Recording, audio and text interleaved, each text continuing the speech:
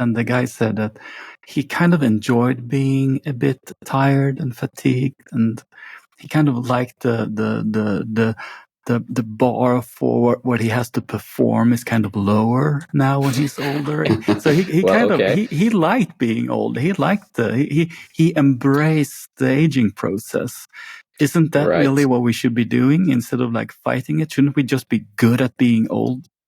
No, not at all. I'm 100% against this. This is just bad thinking. I'm sorry if I'm being provocative here, but I think this springs from a worldview where people think that it's not possible to do something about aging, and therefore you should sort of enjoy life here and now, sort of carpe diem, enjoy things while it lasts.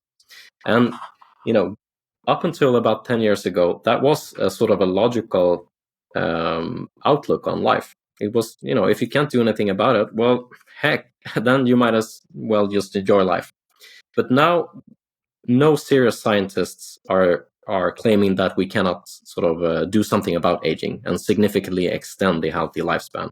There's disagreement among a lot of sort of technical issues, but no one is really today saying that it's impossible to extend the healthy lifespan of humans. So, I mean, today the view that we should just accept general decay and loss of capacity and increased risk of disease, which is really what aging is. It's just nonsensical. I mean, I haven't heard a good argument for why we should feel bad.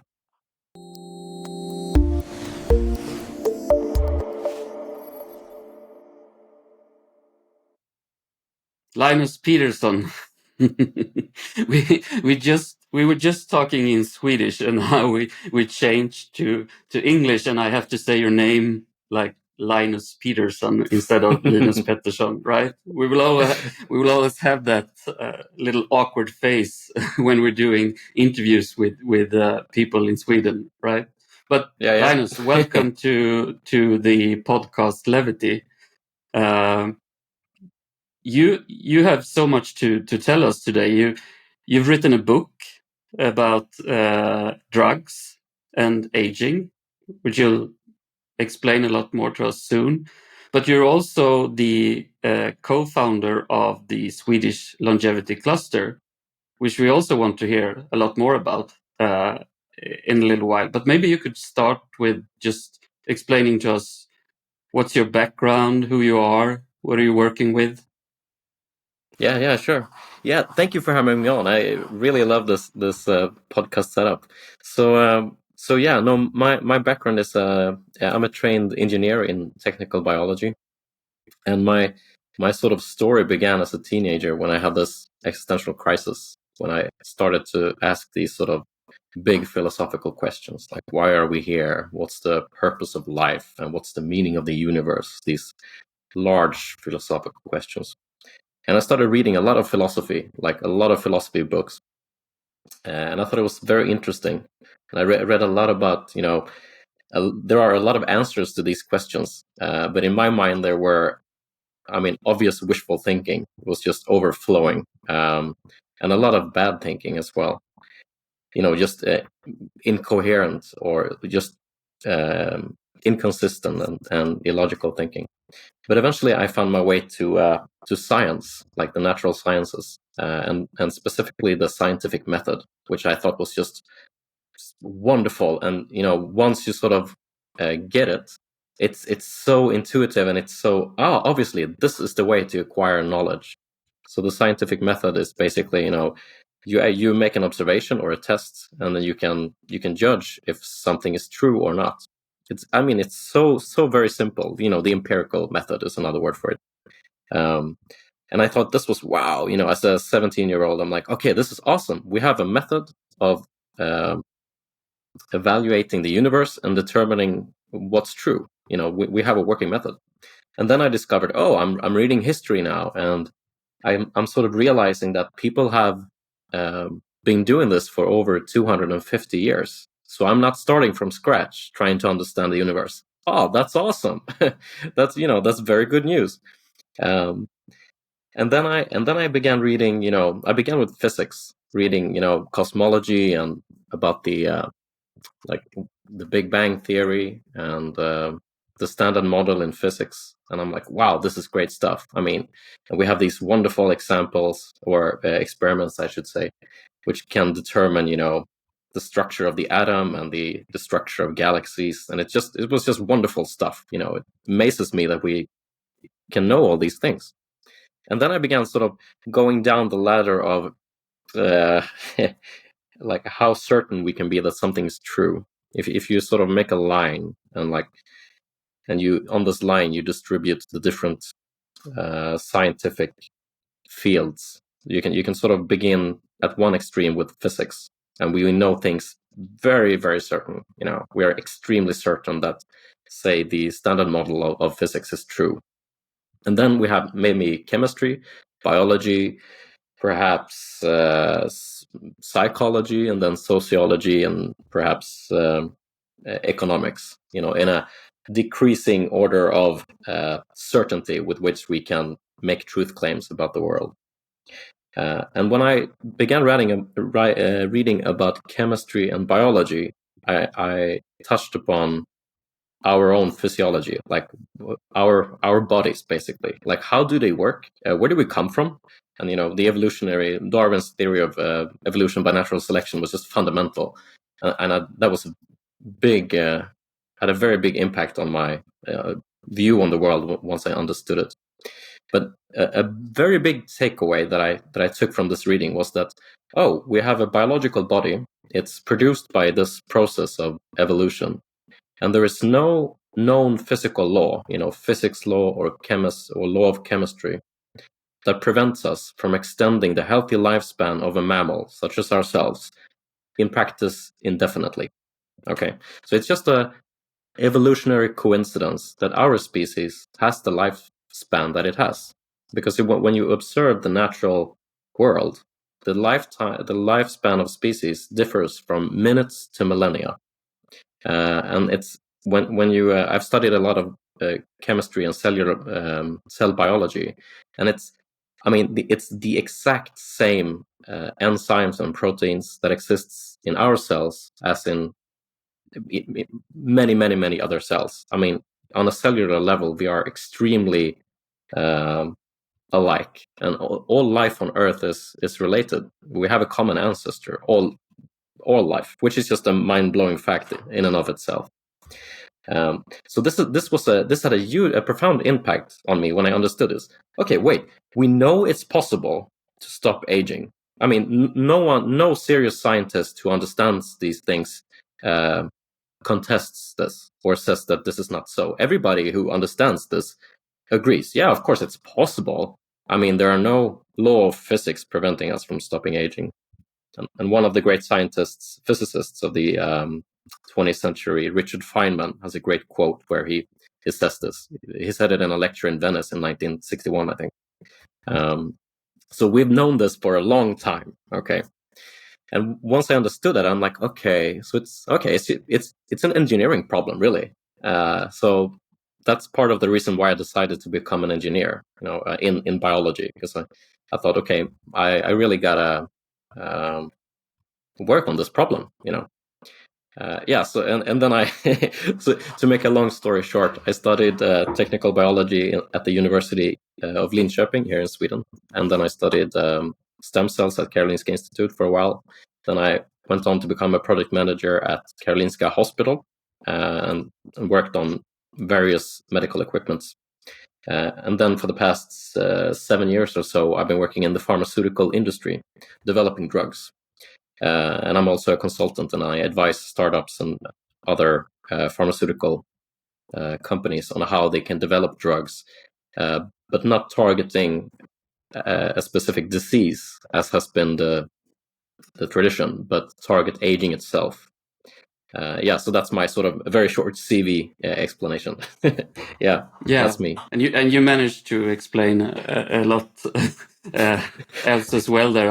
I'm sure we'll get back to these topics. I can just mention that the Richard Feynman speech you're referring to is also in his book, The Pleasure of Finding Things Out, if someone wants to check that out. Feynman, he talks about we can be pretty certain that perpetual machines won't work. But when it comes to biology, he's also certain that we should be able to solve aging. But when you realized what this first principle that Feynman is talking about, were you at that time also interested in solving aging, or has this kind of evolved as you learn more?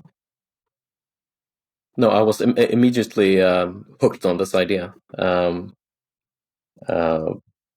No, I thought it was just obvious. It's to me, in my mind, it was always obvious that aging is a bad thing, and I mean, death itself, as you, Patrick, has written about very eloquently, is it's simply bad. I've been trying to. I was listening to the common reasons that people gave for why aging was a good thing, or if it's not good, inevitable, or like we should definitely not try to do something about it. I mean, it's natural and all that stuff, and also about death itself. And it was just obvious wishful thinking and just bad arguments. If you're a philosopher, when you see an argument that's bad, it's just this is not really, doesn't hold water really. So I'm like, okay, but maybe there's some deeper, all the wise old men. I mean, everybody says that this is so perhaps it's something that I haven't read yet or that I don't really understand. But I kept reading and I still haven't found any good arguments or like reasons for not stopping aging, and in the limit death itself. But I think aging is like that's the main problem that I sort of identified. It's quite interesting. My own experience is that in the academy, just as outside the academy, aging and death were never approached as problems. It wasn't even a topic ever. And I've taken more philosophy classes than anyone I know. And it was really never a topic that was straightforwardly approached. Wow. Actually, on quite the contrary, I believe, well, you're the philosopher, so you can probably name which philosopher has said this, but some people say that what's the purpose of philosophy? And it's to sort of reconcile the fact that we're gonna die, basically, or like provide solace or something. And I'm like, okay, well, that just seems stupid. I'm sorry. It's just, that doesn't seem right at all. Shouldn't we at least try to solve this problem? Yeah, it was Montaigne who said that. But in my education, we were doing language and logic and things like that more, and the topics of how to live a good life and so on were not at the forefront. Linus, where do you want to start here? You've written a book that's called Läkemedel mot åldrande, or Drugs Against Aging. And you've also co-founded Swedish Longevity Cluster. Should we maybe start with the Swedish Longevity Cluster and what it is and what you're doing there now? Yeah, sure. Let's do that. So the Swedish Longevity Cluster is an organization with a goal of kickstarting the longevity industry here in the Nordic countries. And as I can explain soon, when sort of the logic of this organization follows from the work I've been doing in the book. But so my view is that aging is a practical and technical problem, and it will be solved by pharmaceutical development, basically. And perhaps, pharmaceutical development in a broadly defined, so not just small molecule drugs, but also to include gene therapy and basically all other forms of biotechnology in a broad sense. And knowledge is created by researchers at universities, and that's sort of the starting point. But researchers themselves do not develop drugs. That's the purview of pharmaceutical companies.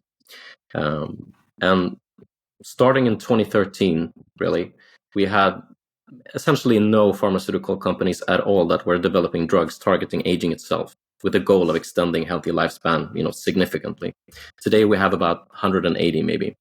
And the goal of the Swedish Longevity Cluster is to make this happen here in the Nordic countries as well. Because right now the industry is clustered to a few specific points in the world.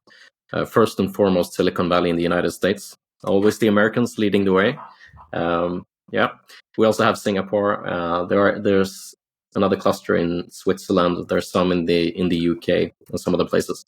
But we don't really have a thriving ecosystem with dozens of startups working on the problem of aging here, and that's what I want to change. So that's the main goal. Do you know why that's the case? I mean, Nordics and Sweden in particular kind of has an image of itself that it's really doing well in the life sciences. Why isn't we are at the forefront of aging research? Well, we are doing very well in the life sciences. I mean, Denmark just approved, the Danish company Novo Nordisk just approved their anti-obesity drug, which is like, I think it's like a few percentage points of Denmark's GDP right now. It's like extremely successful. And we have a large pharmaceutical industry in Sweden as well. We have these legacy companies, AstraZeneca, and a lot of other international companies that have a large presence here. So we have tens of thousands of people who are skilled and have worked in this industry for decades. Many of my colleagues, myself included. And we also have world-leading universities, Karolinska Institute. I mean, the Nobel Prize, for God's sake. So we have, and we also have this great startup sector, with Spotify, Klarna, and all these, unicorns. And we have, a very tech-savvy population in general. So we have awesome, like it's like the perfect setup, really. So we just need to get these startups to sort of form, and that's where I come in. I want to be a catalyst to create these new startups. As to your question, like why hasn't this happened already? I think like the main reason is that it's such a new industry. As I said, 10 years ago it didn't exist. So I think it's just a matter of everything is so new, and I think that's the main reason. And it could have just as easily, if someone, a Swede was interested in this 5 years ago, perhaps we would have a few companies right now. It's just a historical quirk. But let's fix it. Yeah. So the cluster, is it like a company or an organization, or how is it formed? What's the structure of it, and right, and how right. do you want to fix the problem? Right. Yeah. So we're formally part of a co-working space and innovation house called Epicenter, which houses, I believe, it's like 300 companies and thousands of people in different companies are clustered there and work there. And we are. And that's in central Stockholm, right? Exactly, in the epicenter of Stockholm. Yeah. So what we do in practice is that we host a lot of events. So we've had 2 pitch nights, longevity pitch nights, where we sort of combine. We have people from my network who call in from the United States or Switzerland or Germany or from wherever. So we have, say, maybe 2 or 3 companies from the outside, and then we have a bunch of local companies that pitch to investors in the audience. And I want our local entrepreneurs to be inspired by the ones who are from other countries. So I want to create this hybrid. And then we, of course, have to educate the investors here in our local investors, because we have a lot of great investors. But longevity is a new field. We have, a lot of life science stuff, but people are not necessarily experts on longevity. So we want to try to, support and help these investors in any way we can. So that's one thing we do, these pitch nights.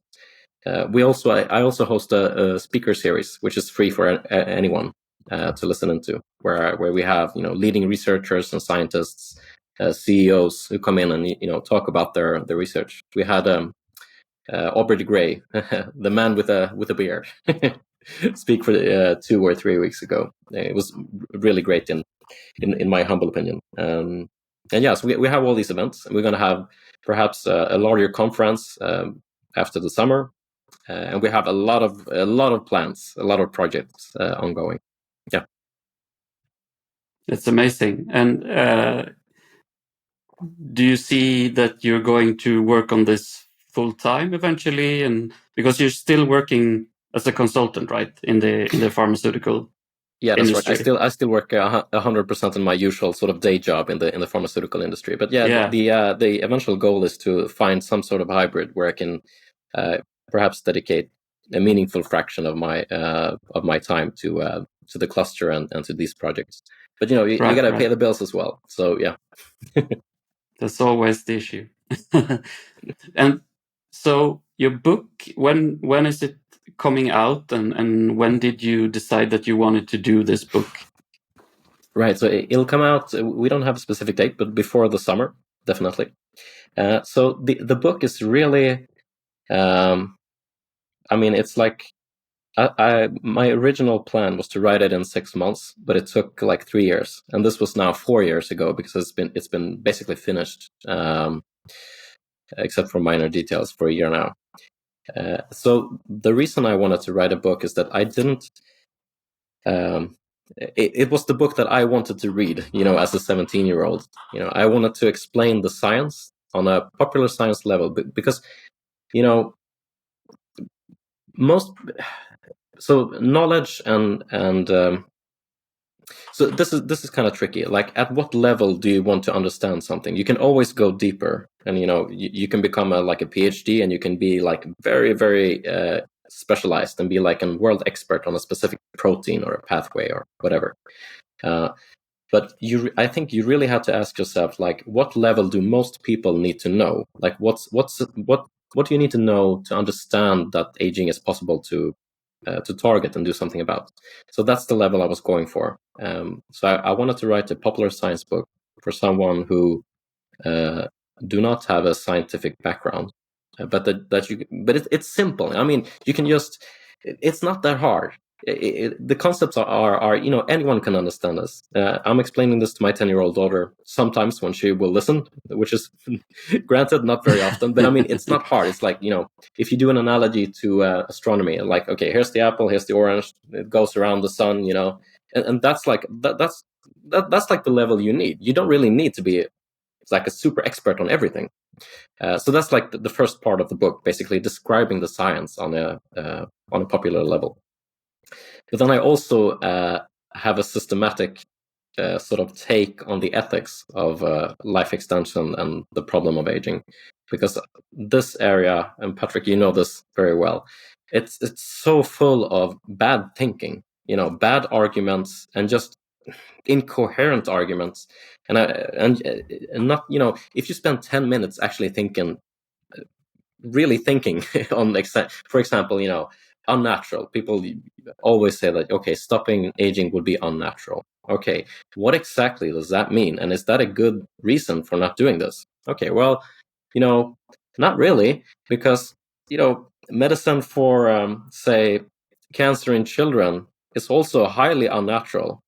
Does that mean that it's a bad thing? No. I mean, everyone says that, no, it's a good thing. We should cure cancer in children. Okay, right. So there are unnatural things that are good. Okay. And from a scientific point of view, the whole concept of unnatural is just, when you know chemistry, this is just silly. Okay, could you please define which carbon atoms are natural and which are not natural? It's like they are literally identical. Okay, so from a scientist, a natural scientist who study chemistry or physics will never use the words natural or unnatural. It's just not relevant. And all of medical, like our whole healthcare system, could be described as unnatural. But trying to keep people healthy is actually a good thing, and that's exactly what we're doing when we're trying to solve the problem of aging.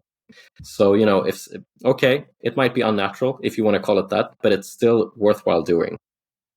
Yeah. Right. Yeah, we're going to come back to this need for actually discussing the ethical considerations about prolonging life, which you of course, found to be something you had to do when writing this kind of book. But maybe we should start in another way. First, just this simple question, or maybe not so simple, we'll see. Is aging a disease?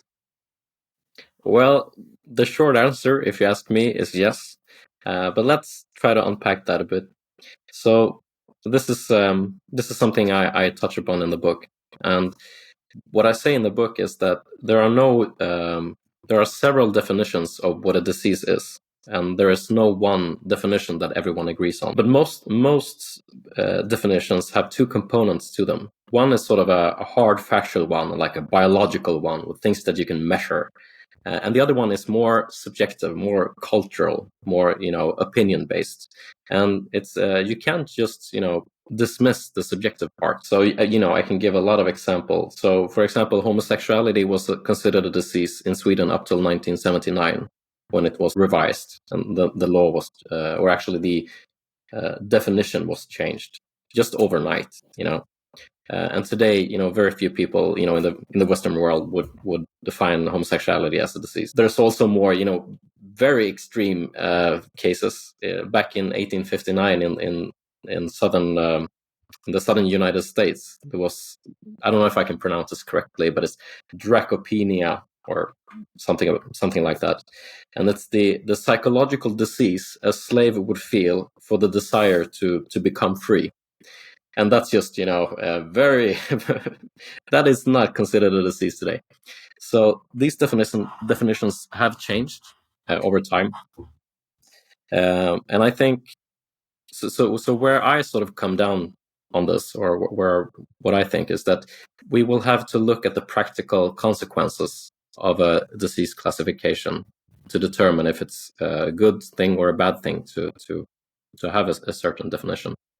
And when you consider aging, I think it's definitely a good thing to classify it as a disease, since we have one practical problem that will be solved, and that is that the regulatory framework for developing a pharmaceutical today is that you have to name the disease in question for which your medication is to be used for. So if you go to the FDA in the United States or the EMA in Europe and says, I want to begin drug development, they'll say, oh, that's wonderful, a new drug. Which disease would you like to target? And here's a list from the ICD, the International Classification of Diseases, which is a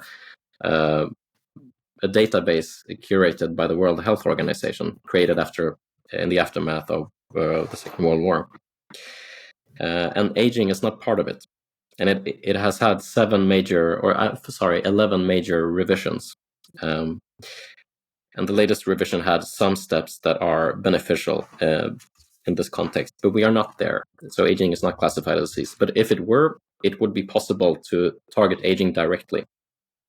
So it's sort of a administrative roadblock that would be opened.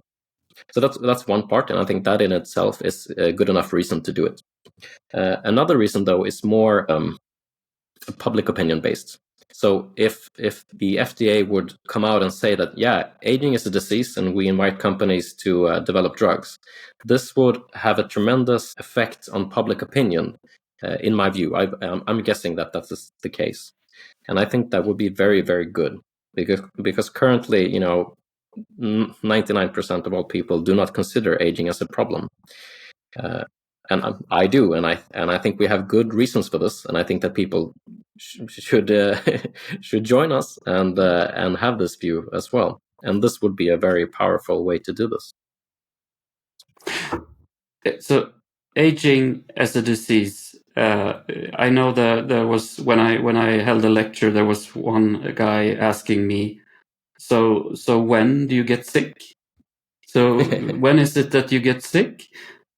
And I thought about it, and I think that maybe you get sick the minute you're not functioning optimally anymore. And that is like around maybe you're 20, 25 or something. So Linus, what is aging? What is happening in the body? Just the short overhead view of aging, and could we say that you actually get sick as soon as something is not working optimally anymore? Well, I mean, this is basically semantics. We're arguing about definitions, but what we really want is quite easy. Okay, we want to be healthy and we don't want to be sick and, crippled. And whatever you want to call it, it's sort of a semantic discussion, really. But you ask, like, okay, so if aging is a disease, when do we get sick? When does it start? Is it like 20 or 25 or something? Well, the aging process begins really at conception, when the sperm and the egg cell sort of merge in the embryo. It really starts from the very beginning, and you can quantify and measure the embryonic development, and the aging rate is different for different fetuses. But sort of intuitively, most people think that, we develop normally until about 20 thereabouts, and then this sort of decline starts. So my view is that, it's not really a relevant question. The goal is to keep all humans healthy as long as possible, and then you can call it whatever you like. In practice, we need to develop drugs that fully developed humans, say 20 years old, maybe, can use. Yeah. So some people say, well, if you're against aging, then that almost means that you're against old people. Yeah, that's a great way of. That's a great question. So we talked about this before, and it's like, consider, say, Alzheimer's disease. If you're against Alzheimer's disease, does that implicitly say that you are against people who have Alzheimer's disease? Obviously not. I'm not proposing that we discriminate against old people. I think we should not do that. And there's no logical connection here when you actually think about it. What I'm proposing is that we develop medications and therapies that will make people who are old today have the same function as, say, 20-year-olds. So, no, I'm not against old people. I actually wrote a critique of my book that was published in Sweden, and the guy said that he kind of enjoyed being a bit tired and fatigued, and he kind of liked the bar for what he has to perform is kind of lower now when he's older. So he liked being old. He liked he embraced the aging process. Isn't that really what we should be doing instead of like fighting it? Shouldn't we just be good at being old? No, not at all. I'm 100% against this. This is just bad thinking. I'm sorry if I'm being provocative here, but I think this springs from a worldview where people think that it's not possible to do something about aging, and therefore you should sort of enjoy life here and now, sort of carpe diem. Enjoy things while it lasts. And up until about 10 years ago, that was a sort of a logical outlook on life. It was, if you can't do anything about it, well, heck, then you might as well just enjoy life. But now, no serious scientists are claiming that we cannot sort of do something about aging and significantly extend the healthy lifespan. Sorry, there's disagreement among a lot of sort of technical issues, but no one is really today saying that it's impossible to extend the healthy lifespan of humans. So, I mean, today the view that we should just accept general decay and loss of capacity and increased risk of disease, which is really what aging is, it's just nonsensical. I mean, I haven't heard a good argument for why we should feel bad. Yeah. You might be able to relax without being damaged. What do you think, Patrick? As a response to your friend or your colleague or whoever it was. I think we are as mellow as we want to be when we are in early middle age, and as fragile as we want to be. But it's very interesting because it's an old argument. It occurs in Plato as well. He says, when I'm quite happy that I don't have my youthful drives. I don't think about sex so much, so I can think more about philosophy.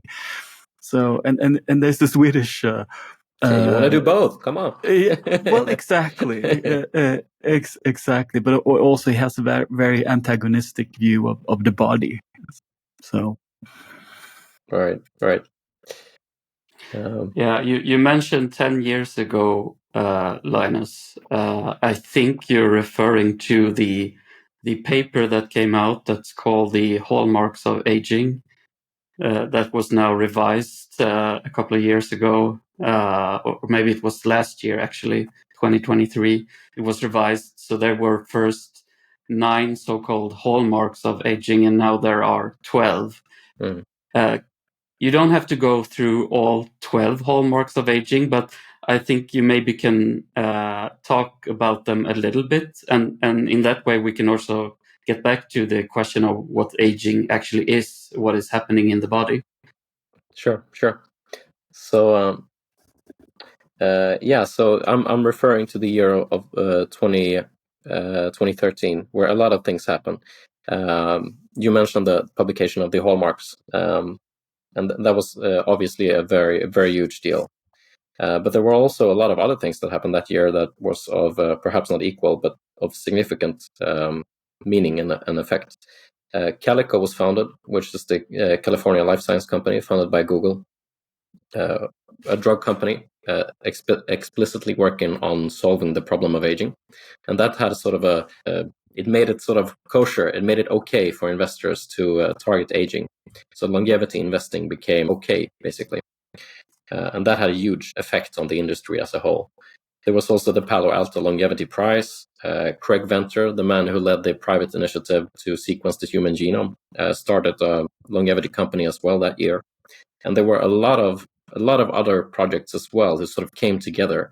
So it was really sort of a annus mirabilis. It's like a miracle year in terms of aging.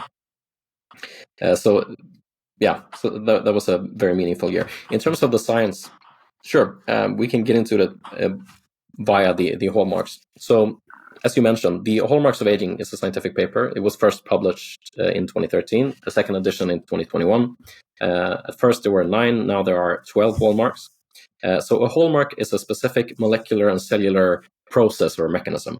An example would be telomeres. So telomeres are the ends of the long DNA chains that we have in our cells. We have about 3 billion base pairs, the letters A, T, C, and G. And the ends of these long chains are called telomeres. They're just a repetition of, I think it's different for different organisms, but I think it's like a seven long repeating sequence of DNA. And we have about 1,000 of those. Again, it's different between different species. And every time a cell divides, this becomes a little shorter. And eventually the telomeres are all gone, and this shortening continues and affects some crucial gene, which makes the cell unviable. It dies or it becomes unfunctional. So this is, as an engineer, I really like this because it's a well-defined mechanism, and it's obvious how you fix it. You just extend them, and lo and behold, we have discovered an enzyme, a protein that does useful work in some way in the cell, called telomerase, which has the capacity to extend, to rebuild these so-called telomeres. And naturally, telomerase only occurs in the sex cells or stem cells or the all immortal cells, so cancer cells as well. So it's sort of a double-edged sword in that way. But they do not exist in basically all in somatic cells, in all other cells. So this is one of the hallmarks of aging, depletion or shortening of the telomeres. And this is, it's very, as an engineer, I really like it. It's really cool. But if you look at the definition of a hallmark, what is a hallmark of aging? It's not really a scientific theory. It's just, a sort of a rule of thumb, basically. A hallmark must, when aging is sort of artificially accentuated, as made worse, this hallmark should also become worse. And vice versa, when you sort of ameliorate aging in some way, the hallmark should be better. It should be, aging more slowly, or so I mean, okay, and it should be. And the third criteria is that it should be present in the normal aging, the natural aging process. So I mean that's a pretty useful rules of thumb, and we have, by using this criteria sort of with no preconceptions, the authors have identified 12 so-called hallmarks of aging. But I mean, this is all well and good, but it's not a scientific theory. It's not something you can model. It's just correlation, basically. Okay, so there's a lot of debate within the scientific community if this is sort of causal processes, meaning that they sort of they cause aging, or is it just like it happens? It's correlation. It happens in the same time. That's very, very important to know. We don't know at present. So in general, if you take a step back, the hallmarks are really great. They gave scientists and investors and entrepreneurs a common language, a framework, where investors, everybody who's in the longevity field knows about the hallmarks. And you can, if an entrepreneur comes up to you as an investor and says, yeah, I want to start a company, and, it's the dysfunctional mitochondria, the investor knows, in an instant that, yeah, I know that hallmark. I know exactly what you're, or at least I know sort of what you're going to do. So that was great. That was awesome. But the hallmarks never claim to be the full story, and they are definitely not the whole story. So it's become somewhat of a dogma because it's so, I don't know, it's fashionable, and it kind of stuck, Is a way to summarize the hallmarks to say that they deal with damage happening inside of cells, and mostly, and then some of it is more systemic, but it's all, the hallmarks are all relating to some kind of bodily damage, mostly inside cells. Would that be a fair characterization of the hallmarks? Yeah, you could say that. Yeah, and that also shows a major weakness of the hallmarks. They're very cell-centric. So what about everything outside the cells, the extracellular matrix, for example? So there's another competing classification system that tries to explain what aging is at a molecular and cellular level. And that is the 7 categories of damage that Aubrey de Grey proposed in 2003, I believe, or somewhere around there, well ahead of the hallmarks anyway. And these 7 categories and the hallmarks are very, very similar, but like one perhaps exception is this extracellular component to it. So in Aubrey de Grey's framework, he has damage accumulating outside the cells. Basically, that's one category. It's very general, but I mean it's kind of crucial because even though we are consisting of cells, like the extracellular matrix and all the stuff outside the cells are also crucially important for our bodies to survive, and we can't just ignore it. So it's very, very important. You write in your book that we need a more fundamental and robust understanding of aging, and you alluded to it just a minute ago as well. Why is that needed? Why do we need to understand it in more granular detail than perhaps what the hallmarks can provide now? Right. Yes, I think this is absolutely necessary if we're going to solve the problem of aging. So today we do not have a formal scientific theory that describes what aging is. So if we perhaps compare to the standard model of physics, where we have a well-defined set of physical laws that describe certain phenomena, we don't have that in the field of aging. We have a lot of theories. We have the theory of evolution, which is very, very well. There's a lot of evidence. It's true, and we have a lot of other descriptions. We have the central dogma where we describe the process of going from DNA to RNA to protein. It's fundamental for cell biology, and we have a lot of understanding. So that's good. But what we do not have is sort of a overarching, complete description of a cell, or for that matter, a whole organism, a multicellular organism. And I think what I say in the book is that we need a better understanding in order to fully. Now, I don't want to say that we have to wait, because we can do a lot of pharmaceutical development right now. We know enough to develop a lot of drugs, and we can do a lot of things right now. But if we want to solve aging 100%, we need a better understanding. Now, we don't know yet, but I suspect, my guess is that we will not have an equivalent of the standard model for aging. And that is because it's not really a unique phenomena. It's chemical soup. So like enclosed in a cellular membrane. So the way to really describe this or to understand this at the right level, I think we need to model it. We need to have a very, very, very good model of the cell. And this is definitely doable, but it's I'm not going to lie, this is a very hard problem. I mean, this is what I'm proposing here is that we basically understand metabolism, like all the chemical processes that's contained within a cell, and this is very complex. I mean, we're not even close to doing this right now.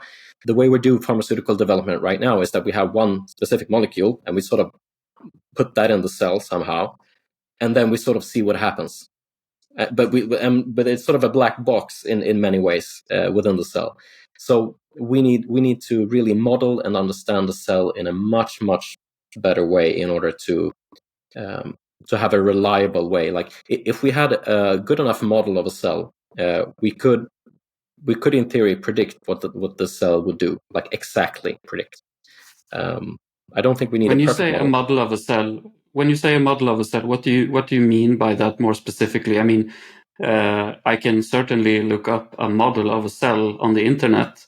What do you mean by a model of the cell? Like a simulation of all the different processes occurring, so that you can model it over time, because it's so time dependent as well. What's happening in the cell? Yeah, so what I mean is there's a specific subfield which I've studied, which is called systems biology. And what you do there is that you build models, simplified models. So perhaps if you look in textbooks, you usually see like the illustration of a cell, and inside the cell you see sort of names of chemicals or proteins, and then there's sort of arrows between them, like how describing how they interact. But in reality, this is just a chemical soup. I mean, it's not like a clean system. There are thousands of unique molecules and proteins within the cells that all interact in hundreds of thousands of different ways that we haven't begun to understand yet. So it's a very, very complex system. And when I say model a cell, I mean that we would have to identify every single molecule within the cell.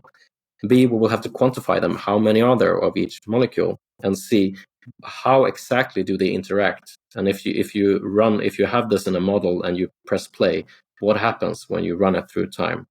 And then you can introduce a drug and see what happens, and you can model it. And we don't have to. In theory, if you had a perfect model, you wouldn't need animal testing. You could just test the model. And I think that's the way we need to go. Is this mostly a problem? Sorry, Patrick. I'll let you take the next one. Is this mostly a problem of compute, that we need more computational power, or is it some other fundamental problem that prevents us from modeling a cell right now? I'd say it's both computational. Although if you sort of look at Moore's law, we will have enough compute within, say, a decade or something like that. And you can always do smart things that you don't need. You can always limit the compute you need. You can make simplifications that don't affect the quality of the model in a lot of smart ways. No, but the limiting factor here is that we need to do more science. I mean, we need to do basic science. I mean, I have a great book on the song of the cell up there. It begins to explain how little we know about cells. So we need a lot better understanding of fundamental cell biology. Right. So I was actually going to ask a very similar question, and that is, what do you think the role of AI will be here? Because I've read that AI has been surprisingly efficient in predicting how proteins would look in 3 dimensions. I read Peter Otter's book about this topic. Yeah, yeah. Okay, this is great. So AI is sort of the wild card here. You can answer this question. You can answer this question on multiple levels. So you are probably referring to AlphaFold, which is a AI model that solved the protein folding problem. So when a protein consists of a long string, sort of like the DNA molecule, it's actually it's derived from the DNA molecule, of course. And when it's created in the ribosome, which is the cellular structure that creates protein, it sort of it's feeded out, or it's made bit by bit. And this single strain, or this one-dimensional object, curls up on top itself and sort of forms a three-dimensional structure. And the protein folding problem is the problem. If you know the sequence, the one-dimensional sequence, could you then predict what ultimately would be the three-dimensional model that this string sort of curled up to? And structure equals function. So if you can determine the structure of a protein, it's very easy to predict what chemical properties and interactions it has. So this is a very, very important problem to solve. And it has traditionally been very painstakingly done by crystallography, where you take a certain protein and you sort of have to freeze it and bombard it with X-rays, and then have to look at the sort of the results and sort of try to guess. And it's sort of a PhD project, basically, to determine the structure of one single protein. But AlphaFold solved this problem, applying machine learning, reading all the library of the known proteins and then reading the single strain sequence. It predicted with a very high accuracy the three-dimensional structure of other proteins that were not characterized. So this was a huge success. And I remember, my chemistry professor explaining this protein folding problem, when I was in university. He's like, yeah, this is going to take forever. And then it got solved. So that's very nice. The optimist in me is like, yeah, I'm vindicated. That's awesome. Okay, and then you ask a sort of a larger question. What about AI and longevity and the problem of aging in general? Won't sort of AI solve it? Okay, and here I can give you two answers. One is like present day. So AI, these large language models, they can be used when we're trying to select candidates for drug development. And there's a company called In Silico Medicine with Alex, what's his last name? Shavaronkov. Thank you, Peter. Alex Shavaronkov, who is very successful and has and are sort of industry leaders in this regard. And this is a general tool. You don't necessarily have to apply it to aging, but he does. And I think this can accelerate drug discovery and sort of drug development significantly. This is very good news. The other way you can look at this is sort of the more sci-fi way of thinking about AI, sort of the Max Tegmark, Nick Bostrom, Ray Kurzweil, Elon Musk discussion about this. Won't sort of AI make this paradise on Earth, or like kill us all, basically? And I've been thinking a lot about that. I have a whole section about AI here, and I've been thinking a lot of AI. And it's very hard to tell. I just don't know. Maybe AI will help us in some way and just solve aging in a matter of hours when we get AGI, artificial general intelligence, which is this hypothetical, extremely advanced form of AI. Maybe. I mean, who knows? But also maybe not. We don't know. So what I think is like, okay, the AI guys, everyone who's working on AI, Godspeed, do your thing. Please don't kill us. Please try to not do that. That would be very bad. And then if you guys make tools and something that we can use to solve the problem of aging, that's awesome, and I will love you for it. But I don't think we can count on it. We cannot sort of fold our arms and say AI will solve it. That's not the lesson we should draw from all the advances that has been taking place in the field of AI. That's my take. But it's interesting. I think that my views on AI is a little bit similar, but I do think I find the idea that if we get to the point where we actually have artificial general intelligence, which I would define as perfectly capable human, and you could spin it up and you could have as many scientists as you like. And it's not only that they're perfectly capable humans, it's also that they're in many ways superhuman, so they can digest information in ways that would take us a very, very long time. And you could also see that maybe soon, I think maybe within a year or two, you actually get these AI models that not only spit out an answer as quick as they can, but they actually get to reason and think about it for a while. And maybe they come back in an hour or so with an answer. And you can imagine how many computations they will be able to do in an hour. So I think that even if we don't, we should not like just say that AI will solve anything. It's really interesting to just think about the resources that would be available in a couple of years' time when they are sufficiently capable. I think it would be hard for me to not think that they would speed up development in all kinds of fields. So yeah, that's my 5 cents on where we're headed with AI.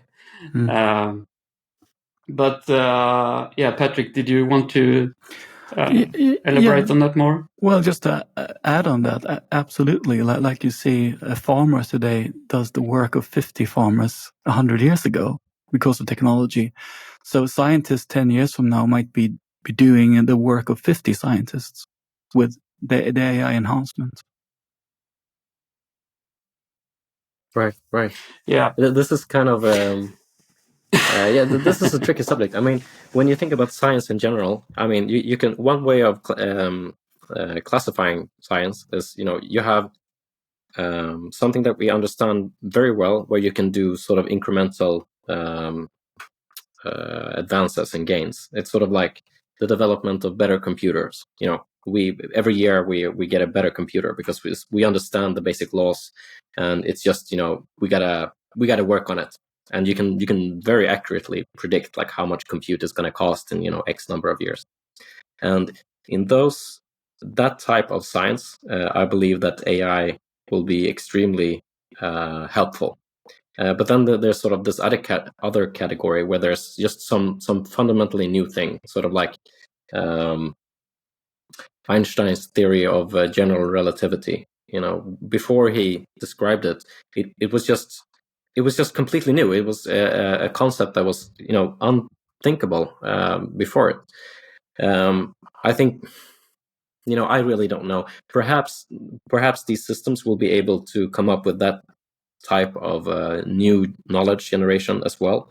If they can, that'd be awesome. But hey, maybe they can't. I don't think we shouldn't have a blind faith sort of in AI. We should definitely embrace it and try to use these tools, as much as possible in all ways. In all ways, but we cannot use it as an excuse for stop working on the problem of aging. That's very important.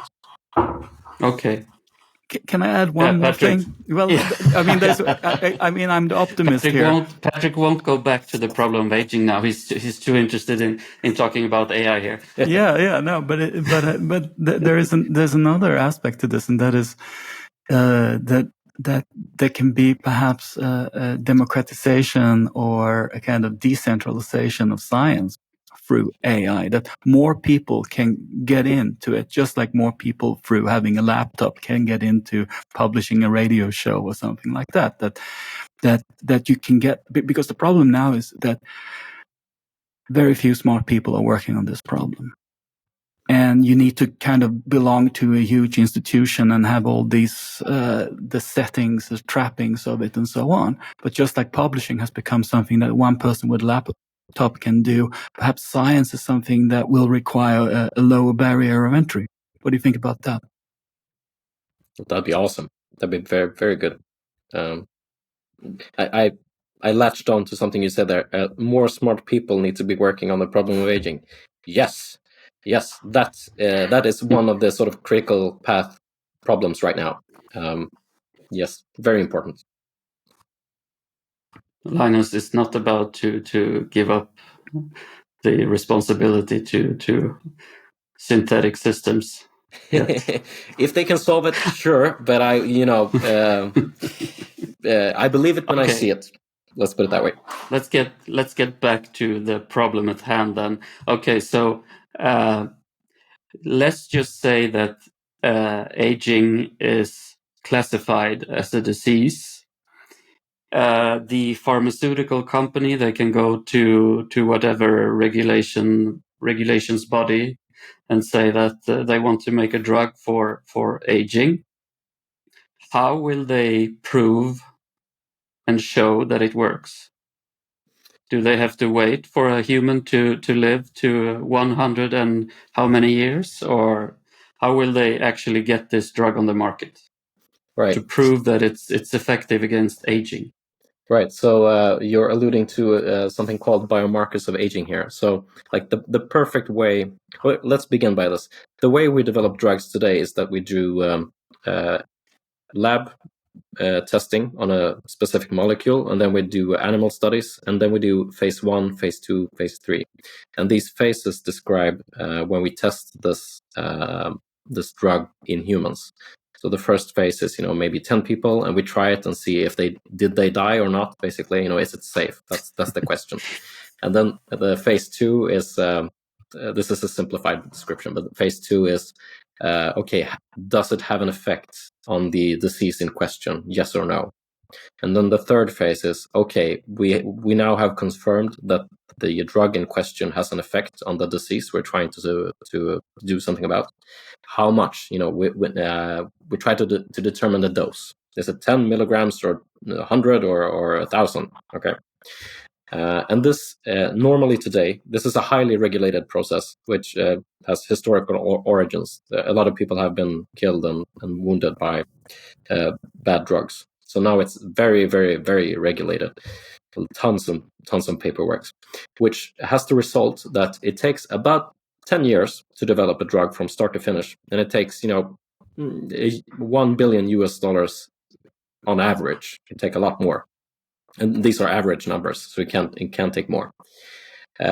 This this is not good. How many of these drugs that are developed actually go to market? Do you have any percentage for that? Yeah, it's like I mentioned the figure 5% in my book. It depends on how you measure things, but a very low percentage actually are approved. I think like last year, I think it was like between 0 and 100 in that range, number of drugs approved by the FDA. So the number of drugs, I think I don't have the exact number, but around 50, I think, drugs in 1 year. And that, there are tens of thousands of people working in hundreds of companies which have, billions and billions of dollars of capital allocated. And this is the output. It's really terrible. And I mean, the underlying reason for this is that we don't understand biology. We can't model a cell good enough. So that's even more reason to give more money to basic research. Right, what you talked about earlier there, yeah. Exactly. So, okay. And now, so that's like the standard today. And now we're going to talk about, okay, how do we develop a drug targeting aging itself? Okay, so one way, like the perfect way would be to do a long-term study on humans, where you have one molecule, and you have 2 groups with enough people in each group. One group get the drug, one group do not, and then you measure them for like a period of 50 years or 70 years, something like that, and that would be a perfect, really good study. If we did that, we would really know if the drug in question works. Obviously, this is not feasible. We have to do it faster. How do we do it faster? The answer is biomarkers of aging. So a biomarker is just some molecule that correlates, the concentration of which correlates with some biological phenomena. So a well-known example is beta amyloid, which is a protein or a plaque that correlates with the Alzheimer's disease in the brain. And there are a number of biomarkers which correlate with aging, biomarkers of aging. We have some of them. They are not good enough right now. We need better and more validated biomarkers that we can really trust. And what we could do then is that we can take a blood sample and we could just determine the concentration of some protein. And then we could say with a very, very high accuracy that the blood here is from a 57-year-old or from whatever. Okay. And if we had this sort of perfect biomarker, or at least a good enough biomarker of aging, we could use that as a surrogate. Okay, so you could come in the morning, a test subject. We could take a blood sample. Okay, now we have a baseline. Then we give the drug, and then in the afternoon we take another blood sample, and then in theory we could say, the drug worked. Okay, so you shorten the development time from decades to hours in theory. In reality, it'll probably take a few months or a year or something like that. But you really shorten the development time. So biomarkers of aging are crucial, and we need them. You mentioned that there were a few biomarkers of aging now. Could you talk us through one or two of them? Or yeah, sure. So the most famous one is the methylation clock, discovered by the American scientist Steve Horvath in 2009, I believe it was. So methylation is just a carbon group, so a carbon atom with 3 hydrogen atoms attached to it, and a carbon atom has 4 chemical connections, so to speak. And the 4th connection, or chemical bond, technically, is connected to the DNA molecule. And the number of these methylation groups, for some reason, our DNA is very long, 3 billion base pairs, and to it are attached these sort of add-on methylation groups. And for some reason, they are correlated with aging. You can, like, if you measure how many they are, it seems to correlate with aging. And this is across species and across, and it works. Some biomarkers only work for a specific period, or a specific, for 10 to 30-year-olds maybe, but then they give nonsensical answers, or they don't work. But methylation, the number of methylation groups bound to DNA, works across basically all ages and different species, which is, I would never have guessed it if he didn't show that this was the case. It's really, that's interesting. So Horvath has continued to study this, and methylation clocks, as they are called, are being used right now in a lot of development, and they're the most famous ones, at least. But since then, there have been an explosion in development, and we now have, a lot. I think it's like thousands of these biomarkers by now, and they're all being developed for different specific use criteria. Some of them are used in pharmaceutical development, and those are the ones that I, in the book, say that we need more of. And I know there was a first ever symposium now in California just a few months ago, where they had like the Biomarkers of Aging Consortia or something like that, the first major conference on this, which is very, very encouraging. And I hope I wish them best of luck. What do you think about people competing about turning back the Horvath clock? Are you referring to like Brian Johnson and the the Brian Johnsons of the world? Yeah. Well, that's fun. Okay, so there's a lot of problems with this. On the one hand, I think it's great that we have Brian Johnson and people who are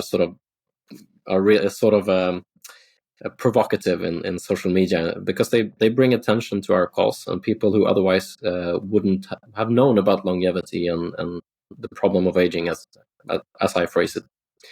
They are introduced to this field, so that's a good thing. Something that's not so good is that Brian Johnson and others, other sort of longevity influencers, if you will, they promote things that don't have scientific backing. And that's a major problem, because our field generally has been plagued by charlatans and pseudoscience and wishful thinking for really millennia. Yeah, actually, the dual Nobel Prize winner, Linus Pauling, I think he got both chemistry and physics. So he's like, really smart guy. And back in the 70s, I believe it was, he claimed that vitamin C could extend healthy lifespan, which at the time there were no evidence for, and still, as far as I know, is no evidence for. So, how are like normal people who are not super scientists, how are they supposed to know what's true and not if scientists sort of are not truthful? So I think that's a big problem. I think the best way is probably to only say things that have scientific backing. Linus, can we unpack this a little bit? Because this is really interesting to me, and it's still not something I fully understand, and I probably won't for some time, maybe ever. But we have a lot of separate issues here. The first one is that you mentioned that we could use methylation clocks as a biomarker for aging, or at least that's what Steve Horvath and others are trying. But at the same time, a guy like Brian Johnson cannot use methylation clocks to estimate his own aging. So that's one. Maybe we should start with that. Why can't he use that knowledge to estimate his own aging? Why is that a problem? Well, I'm not saying necessarily that that's a problem. It's just that these the clocks that exists today are not good enough. They're not reliable enough to always have useful information on an individual basis. When we have better clocks, we could they will provide more useful information, and then it would be more beneficial for individuals to use these tests and see what biological age they have. But there are a lot of questions. Like, I advise companies to try to sell these types of tests, and I think it's a good thing to do this, and I encourage companies to start selling these tests. But you really have to think about it carefully, so you do it in a good way. You really need to understand exactly what this test is telling you, because many of the tests just gives you a number, and then you compare it to your chronological number, and if it's more, then you're unhappy, and if it's less, then you're happy. And it's like, okay, what exactly are you going to do with this information that will benefit your health? Oh yeah, you need to exercise more. Okay, but we knew that already. Okay, so what exactly is the new information provided here that could have benefits to the individual? It's sort of two different use cases. One for pharmaceutical development, where you on a population level can get useful results, but then on an individual level, that's two different use cases. You probably need to sort of have specialized biomarkers for each use case. I'm guessing, yeah. Peter, you have actually measured your age. How did you do that? Yeah, well, my experience is just what Linus is saying, that I actually, as a part of writing my book, I made some changes to the way I live, the way I eat, the way I move, the way I train. I try to sleep better and so on. And of course, you could see a lot of good changes when I measured my blood glucose, cholesterol levels, testosterone, you name it. Everything got better. But I also did this methylation clock test. And so when I did it the first time, I was 44 years chronological age. And I got 49 years biological age. We can actually get back to that as well. That was another one of my questions. Should it really be called biological age? But anyways, it was 49 years. And then after a year, when everything, I've lost like 20 kilos of weight, and everything looked much better. It was just a completely different me, right? My biological age came back 51. So I've actually aged biologically 2 years in 1 year there. So and I knew beforehand that this this is not probably very reliant, these kinds of tests. I think they are. I think one of the arguments Brian Johnson has made that he can actually with some more confidence say that he's, biologically younger than he is, because the methylation clocks are better now than they were a few years ago, and there's a lot of development happening there. But maybe so that's my experience. But maybe, Linus, methylation clock, epigenetic age, biological age. I know a scientist like Matt Kaeberlein gets very irritated when someone say that they're actually measuring their biological age. I mean, isn't epigenetic age also a little bit vague? I mean, what's that really? And isn't it also the case that your organs actually age at different rates? So it's to as you said, to just name like you're biologically 37 when you chronologically 45. It's what does that tell you really? Nothing, I suppose. Yeah. You touched on a lot of important and interesting questions. I could talk about an hour on each of this. Well, okay. So if we begin with the beginning of your of your statement here, so one way that biological clocks could be, or biomarkers of aging could be interesting or provide useful information is by comparison. Okay, so you measure your biological aging with the epigenetic clock, and you get a certain value, and then you do it again, and then you can see the difference. Is it more or is it less? Perhaps you don't trust like the figure 41 or whatever, but you do trust the change. So I can see that could probably provide some useful information. I'm doing something right. Yeah. That's good. We can. Yeah, but in my case, it was actually the complete opposite. I was doing something right, but the test came back worse, so to speak. So I think that, and I actually talked to some scientists about this. I think I actually talked to Matt Kaeberlein about this, and he was laughing, and he said, "Yeah, you could have done that test 1 week later or 1 week before, and you would have gotten a completely different result, because it's so much dependent on your life situation just at that moment when you're taking the test, right?" That's another great point. I mean, the time of when you take it.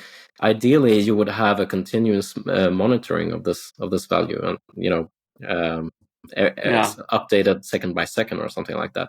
Right now, we do like one blood work test, and then you have just 1 point. But in reality, it might fluctuate it might be quite volatile. So yeah, so I don't want to sound negative here. I'm pointing to certain deficiencies in the current biomarkers of aging that we have. But again, I want to emphasize that they are completely crucial, and we need them. We need them. They are very crucial. If we're going to develop drugs, we have to do it using biomarkers. We sort of touched upon it right here. Another subject. You said that you were doing all things right. You were exercising and having a good diet and sleep and so on. So I think this is a very important point. And I say this in my book as well. So lifestyle interventions can extend your healthy lifespan, and the ones with most evidence is, of course, exercise, that you move. You don't have to move a lot, just 30 minutes a day, and you get a lot of health benefits. A good diet, we don't know exactly what it is, but it seems that a lot of vegetables and don't overeat seems to be a good thing. And then having a good sleep, low stress levels over time, low chronic stress seems to be a good thing. Healthy relationships, being satisfied with your life in general seems to be good. And there are a few other things like this, but those are the major ones. Now, that's all well and good, and we have a lot of evidence for this. So this is not something that we need to guess about. We know that exercise is good for you. It's very good. But they have a finite potential. We will never solve the problem of aging by doing these things. So lifestyle interventions are great. I'm pro. I'm doing it myself. I'm trying to work out with the explicit intention to stay healthy longer. That's awesome. But we should not. Our main effort should not be lifestyle interventions. They should be on pharmaceutical development and other therapies in general, which can bioengineering, really. I mean, that's the way to solve the problem of aging. So work out and eat sort of healthy and try not to stress too much. Do that and don't think too much about lifestyle interventions would be my recommendations to anyone who want to live as long as they can. And then dedicate your life to solving the problem of aging. We need more talent in this field. That's how you can really make a change. So that's the main argument or a main sort of call to action in my book. If we want to solve this, we can't do it with another diet. We really need pharmaceuticals. Okay, so what kinds of pharmaceuticals are you most excited about right now? Yeah, we of course have the two most famous ones, metformin and rapamycin, and they're really cool. Rapamycin have, as far as I know, the most evidence to it.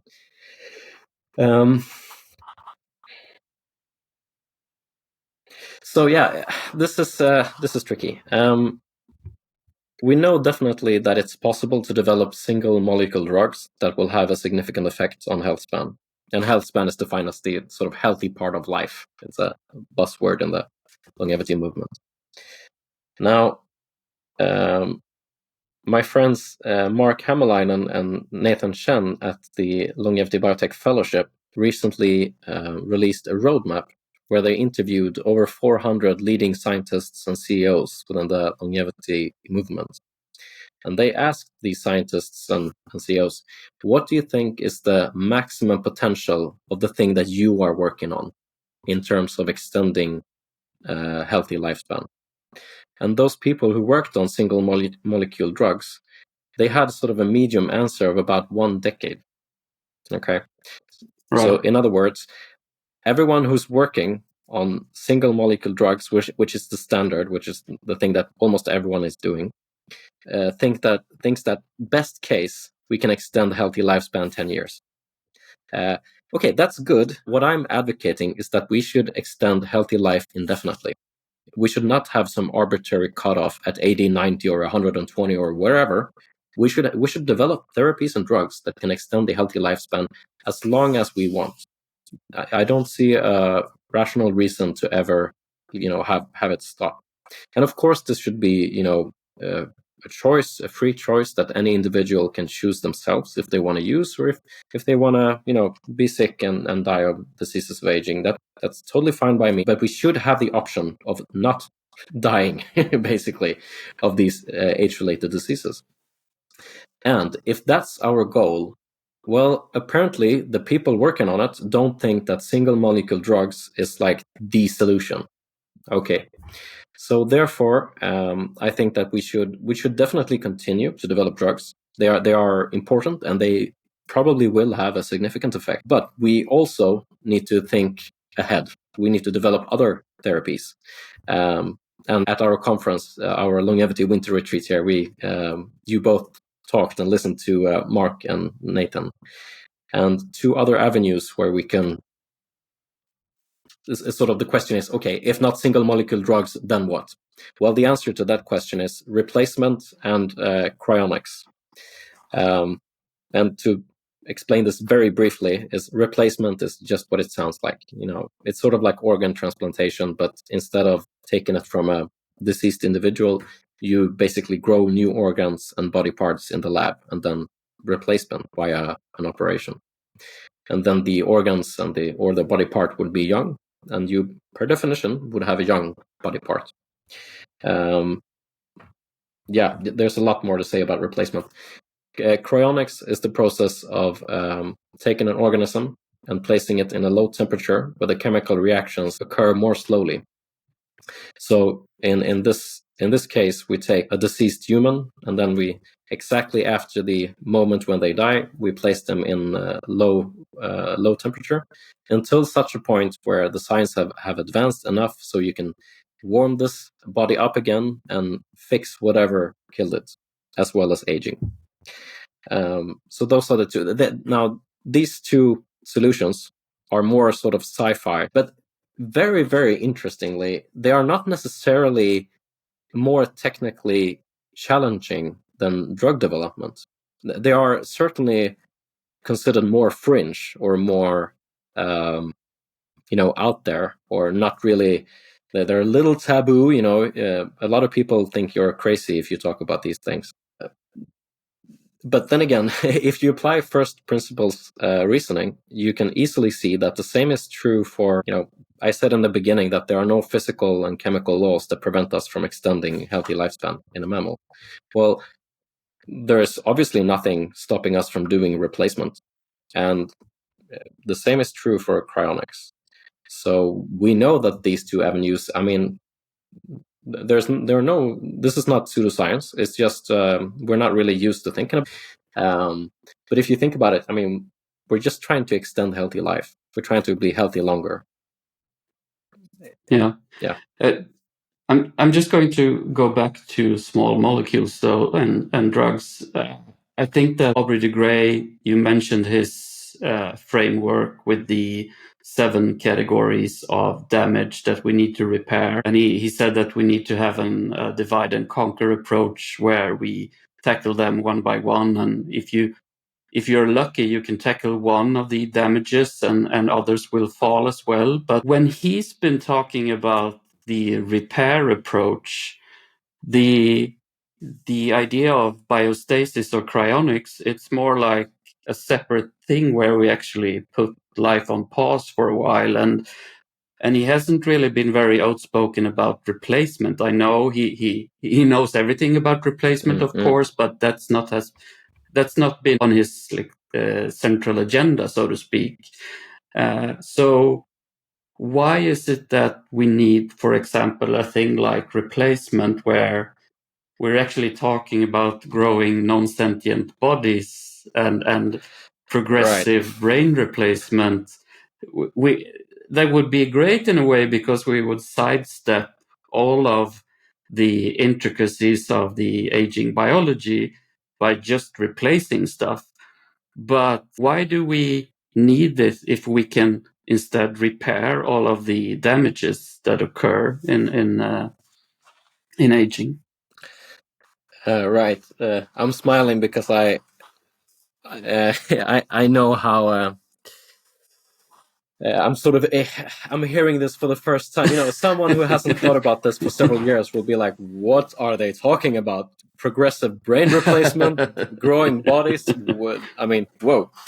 Yeah, this takes some getting used to. To the audience, I can say that, of course, the idea of body replacement and progressive brain replacement is something that this podcast will dive deeper into in upcoming episodes. We will dedicate a lot of time to this idea of replacement. So maybe we should not dive too deep into it right now. But that's good. That's good. I've just been wondering because this is a little bit new to me, the idea of replacement. It's enticing, but I guess I haven't really completely understood why not instead just repair the damages that happens. Right. I think you're asking a very good question. And this is something I've been thinking about myself for the past year or so. And I wasn't really aware of the replacement paradigm as a serious solution to the problem of aging when I wrote the book. I sort of allude to it at different points in the book. But I don't explicitly mention it as a separate way of solving the problem of aging. And for anyone who's interested, I can really recommend the American professor John Ibarra's book, Replacing Aging, which is just a very short, written, very nice scientific description of what this is, like the idea of replacement. And it's very compelling. And Okay, so why replacement? It's basically because metabolism, as I said before, metabolism is extremely complex. We are nowhere near describing how a single cell works.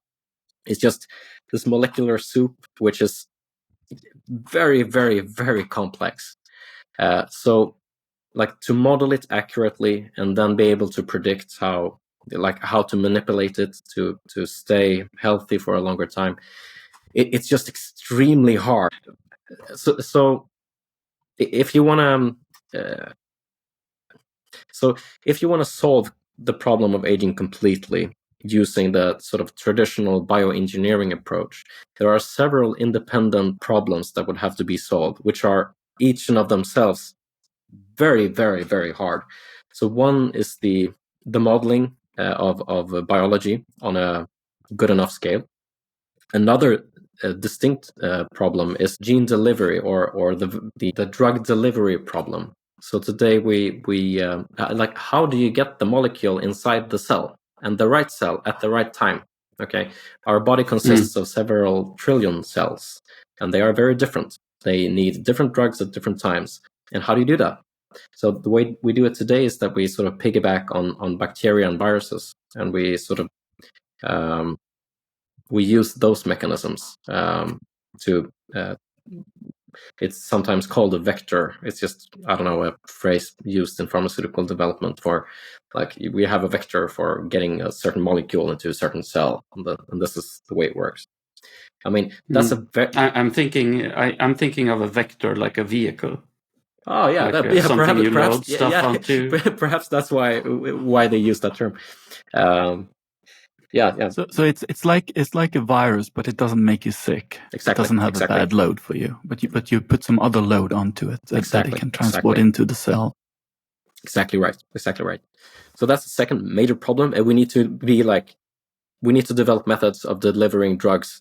We need to be very, very good at this.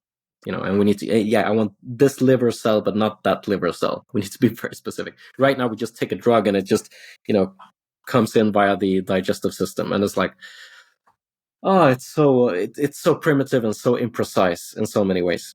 So that's one problem, and there are a number of additional problems as well. So far, I've only talked about single cells. Well, we are a multicellular organism, and we need to understand how cells react with each other. And that's a whole nother layer of complexity, which is obviously extremely important. And you alluded to it before. Yeah, we also consist of different organs which can age at different rates.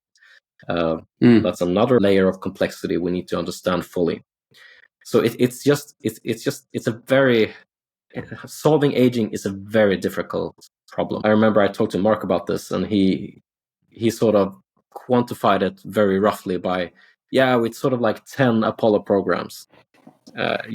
So what he's saying is that, okay, we need like a few percentage points of GDP for a couple of decades in order to do this. That's how difficult this is. So that's then he's talking about not just about developing drugs against aging, like small molecule drugs. He's talking about what they call advanced bioengineering, where he's talking about everything you just said, that you actually you have a pretty good understanding of pretty much all of biology, right? Yes. Not just aging biology, but all of biology. Of course, yes. And you just, it's not that you have a good understanding of it. You also know how to engineer it.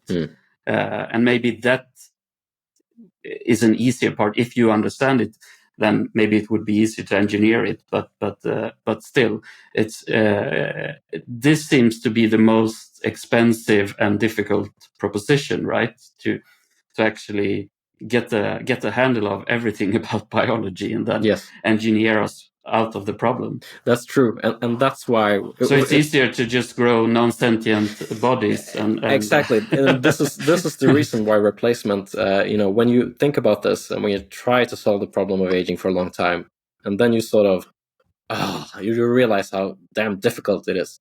Can't we just replace it?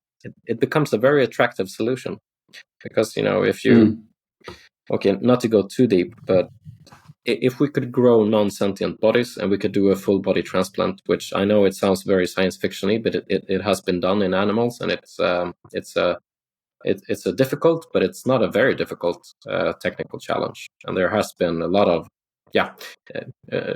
I need to refer to Shona Barron's book again, who has a lot of great examples on this.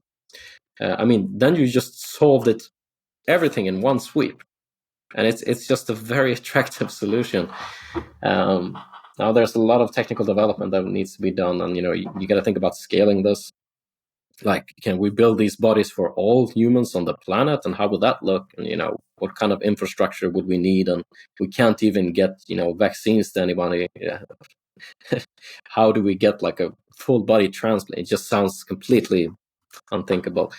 So there are a lot of challenges with the replacement approach, but then again, it's just, it seems doable. It doesn't seem that hard technically. So yeah, one thing that stood out to me when I read this roadmap that the Longevity Biocluster, Mark and Nathan, put out is that they actually put an estimate of how much money it would cost for each paradigm. And replacement was, a few billion US dollars, while as what they call the bioengineering approach, which I was describing right now, that was very difficult. That was like, hundreds of billions, if not trillions of dollars. And, the difference between that is huge, So replacement could theoretically be funded by like one billionaire, basically, could do that. 1 billion, not even. But that's, I guess, that's the idea, that let's demonstrate that this is working, no problem, we can do this. But it's not taking into consideration the scale of the actually scaling up of it. I guess. Yes. That would be another estimate of how much that would be, I guess. Yes, you are correct. But if we have proof of concept, if we have like a person walking around with a new body, it's kind of hard to deny that it's working. So yes, what I'm describing now is proof of concept, like proving all the steps. There is one thing, though, that there's always like an elephant walking inside my room when we're talking about growing non-sentient bodies. It's like people are like, what, are they actually talking about growing like non-sentient human bodies? Yeah. Isn't that creepy? Isn't that weird? How should we? Yeah. I've reconciled with the idea, and I don't think it's creepy or weird, but I think that most people probably would say that it's a little bit creepy to do this. Yes. What should we say to those people? Look, I've spent well over 10 years talking about people about aging, and like how aging is bad. We should do something about it. No, it's unnatural, but we should still do it. No, it's not going to lead to overpopulation. No, it's it's good to be alive. It's bad to be dead. And that's very hard. I've found, like, a lot of people. It's very hard to convince people that they should be healthy longer, which it's really strange to me in one way, and in one way I sort of get it. Considering, like, if you consider where most people are, sort of in a historical view, and they don't actually think it's possible, which it is. So yeah, I can sort of see that. So I know how big of a PR problem this is. I'm very well aware of this, and now we're taking this, a whole. If we're gonna start talking about full body replacement, that's a losing battle. I do not think we should sort of keep this secret, or that we should do anything, that we who understand this should be exclusionary, or like do evil experiments in secret somehow. No. I do not think that. But if I put on my PR hat, my sort of marketing hat, I understand how this sounds to someone who hasn't read it before, and I think it's very, it's going to be a tough sell. Yeah. We actually know of a couple of companies. We don't, at least I don't know what companies they are, but we know that there are companies working on this that are trying to do something around non-sentient clones, but they are in stealth, and maybe for obvious reasons they will remain in stealth for some time because of what you just said, that it's not an easy thing to just come out and say that, hey, we're building non-sentient clones, you want to fund us? Yeah. I'm aware of these companies also, and I think they're doing terrific work. Wish them the best of luck. The PR problem here is like, this is a hard one. So yeah, we have to have Johnny Bear on the show and ask him about that. I guess he might have a good answer for us. Yeah, please do. I mean, he's the leader of this idea, which is kind of disconcerting that like so much hinges on one person. We should have like hundreds of researchers who are working on this and across all the major universities, but we are not there yet. It's hard to say. You mentioned metformin and rapamycin.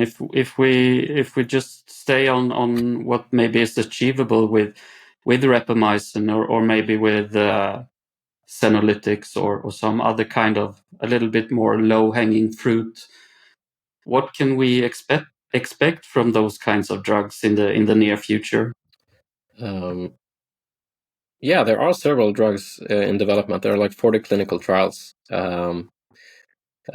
You mentioned senolytics. So senolytics are a class of pharmaceuticals that selectively eliminate a specific type of cell called a senescent cell, which is one of the hallmarks of aging, senescent cells. So they are basically aged cells which continue to live on and linger in the tissue, and they are present in all tissues in our bodies, but they don't perform their original function anymore.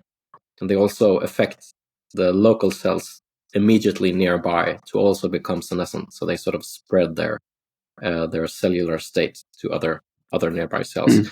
And this is why they're sometimes called zombie cells, which is kind of funny, and everybody remembers it. And yeah, obviously you don't want zombie cells, and that's you can kill the cells by using senolytics. And this is one of the classes of pharmaceuticals that have come furthest in development, because we can piggyback on the technical work done with cancer medications. In cancer medications, you're trying to selectively eliminate cancer cells. Well, right, you just switch targets basically, and it's much easier to destroy something than to go in and fix and regulate a complex system that we do not understand. So senolytics are a very, very promising area. There are a lot of companies working on that. There are several phase 2 trials being conducted right now in humans. So I would not be surprised if the first senolytical or this type of medication would come out in within a 5-year time frame, something like that. But I'm guessing now. I'm not promising something within 5 years. It's notoriously difficult to predict pharmaceutical development, but it's they are being developed, and it's not unreasonable to assume that someone will be successful. At this point, Linus, it's one thing that I've asked you before when we talk about this, and someone might think that what are they talking about? They're talking about drugs against aging, and they are in clinical trials right now. I thought that aging was not an indication, and there can't be any drugs against aging.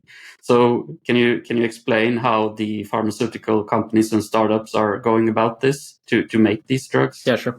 Yeah, it's very easy. It's called label expansion. Label is just a label on the bottle, and expansion means that the companies that I've mentioned right now, the ones that are currently in development, they have chosen a specific age-related disease, say atherosclerosis or like a heart disease perhaps, and they are telling the FDA that this medication is to be used for this specific indication.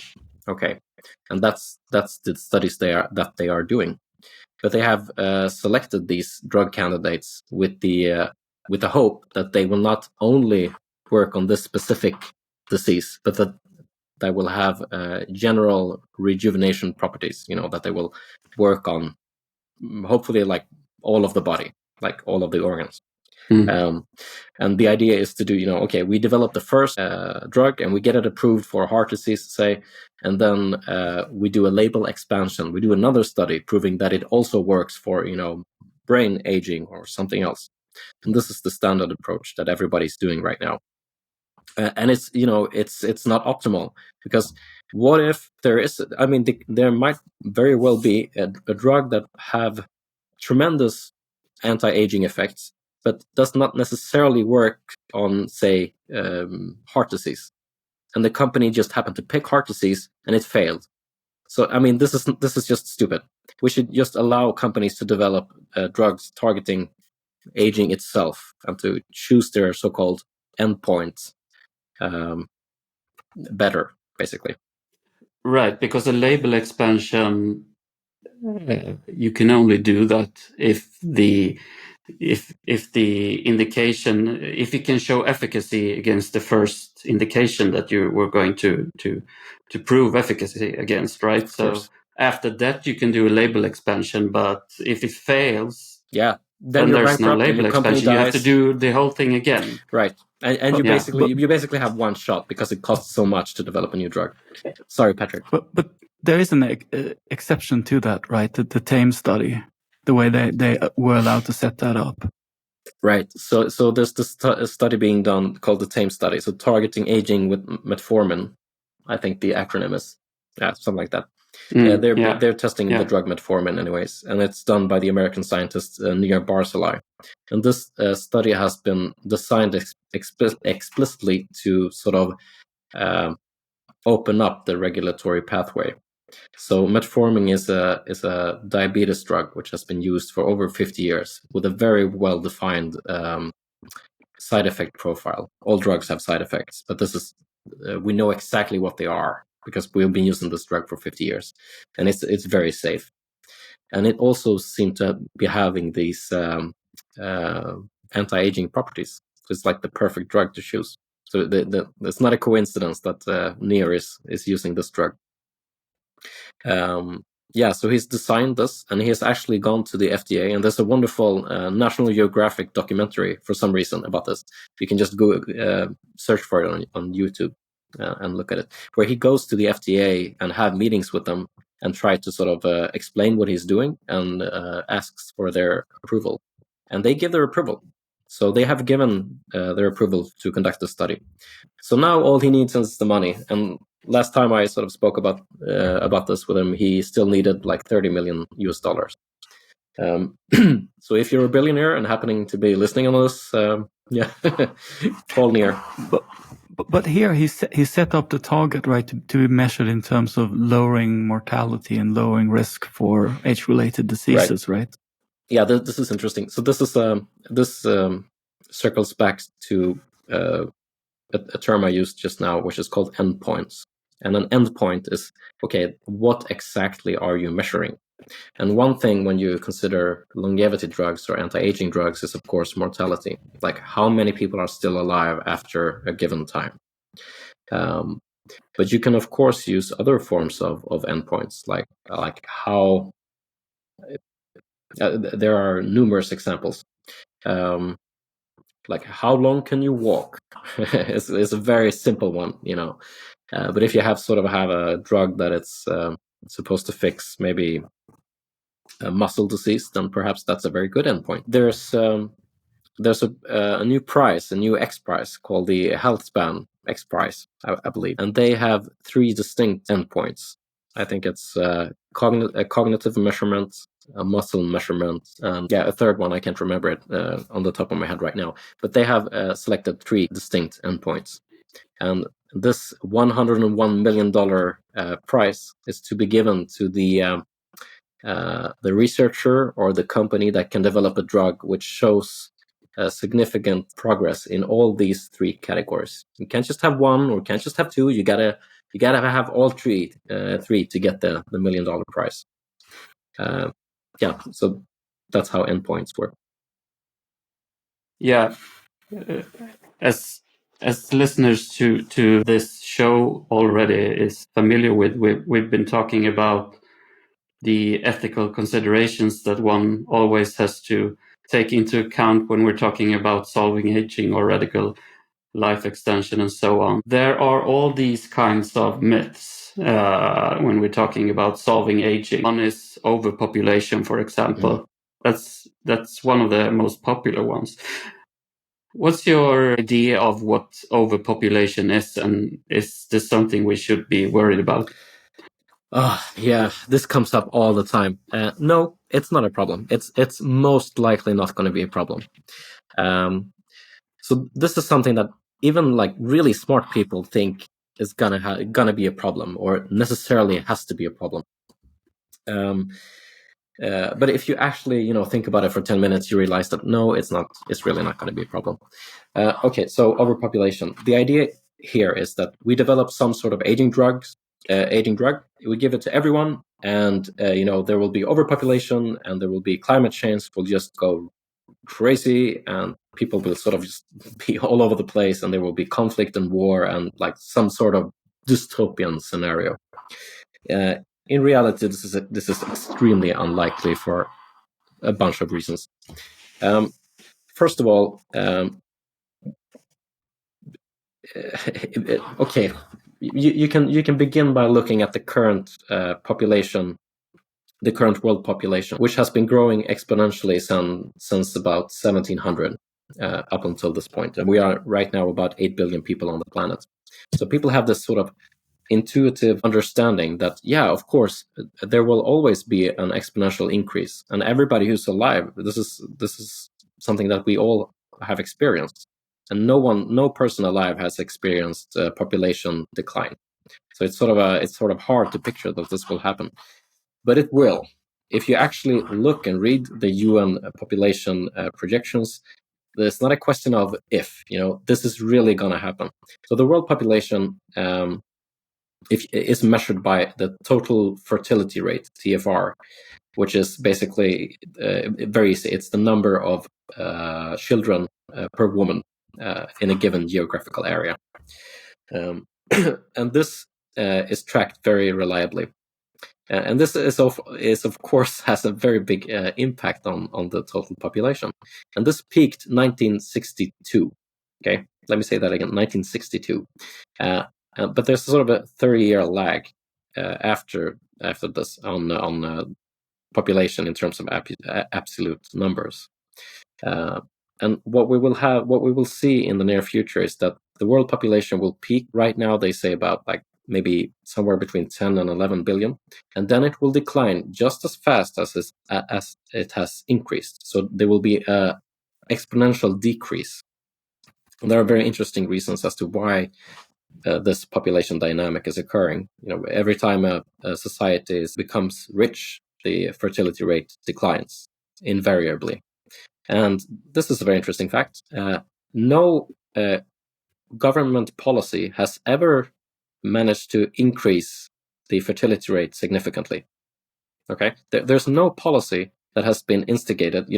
Increase like daycare for everyone, or like take your favorite policy. Nothing that has been tried so far has significantly increased the total fertility rate. This is somewhat concerning because we will have a population implosion in a few decades. And when you look at the UN projections, the population peak comes closer with every iteration. Okay, so if you look at the projections that were made, like, I don't know, 20 years ago, that said, yeah, the peak will be 2,100. Right now, it's like 2050 maybe, and it comes closer every time. So in reality, it would probably happen, within a few decades only. So the problem is not that we have too many people, it will be that we have too few. And since we have I'm going to repeat myself, we have no policy that has been empirically shown to increase the total fertility rate. One solution to this problem is to just have the current people staying alive longer. So on a population level, you could imagine that you would preserve different cultures. So many countries are very concerned that their native culture will basically disappear because the population is just imploding. Japan has concerns like this. So that's what's going on when you look at this sort of on the global scale. But on a more practical scale, look, we're not going to have a longevity drug probably within 5 to 10 years. So the effect until then is zero. Okay, no effect at all. And then, it takes, even if we have a drug, it'll probably only have a small effect, like the first drugs, the small molecule drugs. It'll have, it'll extend medium healthy lifespan for, say, 6 months, something like that, I'm guessing. Okay, so the effect will be limited. And it will also only affect those who actively choose to take the drug. And there, as far as I know, Patrick, I know perhaps you know more about this, but I've only seen 2 major studies where they ask people if they want to use these drugs, one in 2013 and one in 2021.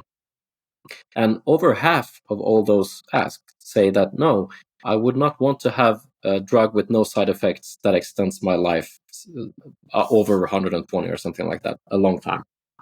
So, my guess is that when we actually have these drugs, more people will take them. But if you're actually going to believe, take people at their word, most people will not use them. Okay. And that will not prolong their life. So that's one thing.